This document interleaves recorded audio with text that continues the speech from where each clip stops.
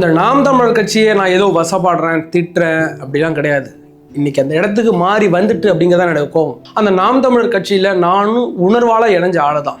ஈழத்துல இவ்வளவு பேர் குவிச்சிட்டாங்க.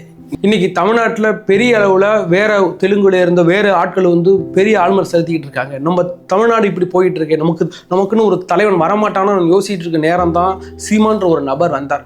தமிழ் தேசத்தை எடுத்து பேசினார். தலைவன் பிரபாகரனை முன்னிலைப்படுத்தி பேசினார். அப்படிங்கும்போது நான் உணர்வுபூர்வமா என்ன மாதிரியான லட்சக்கணக்கான மக்கள் இளைஞர்கள் உணர்வுபூர்வமா நின்னாங்க நாம் தமிழர் கட்சியில.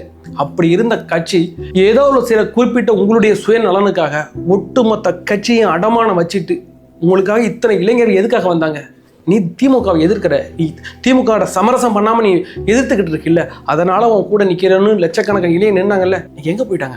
எல்லாரும் போயிட்டாங்க. ஒரு 10 வருஷத்துக்கு முன்னாடி இந்த கட்சியை வழி நடத்திக்கிட்டு போயிட்டு இருந்த ஏகப்பட்ட பேர் நீங்க கட்சியில இல்ல. வெற்றி கொண்டான் எங்க? புகழேந்தி எங்க? ஜெகதீசன் பாண்டியன் எங்க? அவங்களாம் தான் கட்சியை வழிநடத்தி சென்றவர்கள்.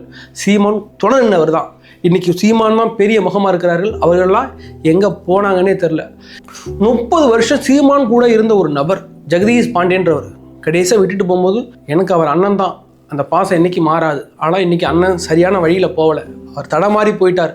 அவர் பல இடங்களில் பணம் வாங்கின எனக்கு தெரிஞ்சு போச்சு. அதில் இந்த கட்சியில் நான் இருக்க விரும்பலை. ஏதோ நேற்றைக்கு முந்தா நாள் ஒரு 2 வருஷத்துக்கு முன்னாடி நாம் தமிழர் கட்சியில் இணைஞ்சிட்டு இன்னைக்கு அந்த குதிக்கிறீங்க அண்ணன் சீமான்.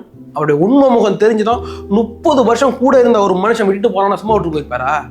நீங்க அவர் யாருன்னே தெரியல. சீமான் அங்க இருக்கிறா, நீங்க இங்க இருக்கிறீங்க. அவர் என்ன செய்கிறார் ஏது செய்யறாரு உங்களுக்கு எதுவுமே தெரியாது. கண்மூடித்தனமா நீங்க சப்போர்ட் பண்ணிட்டு இருக்கீங்க. கூடவே பயணிச்ச ஆளு 30 வருஷமா விட்டுட்டு போயிட்டாப்ல.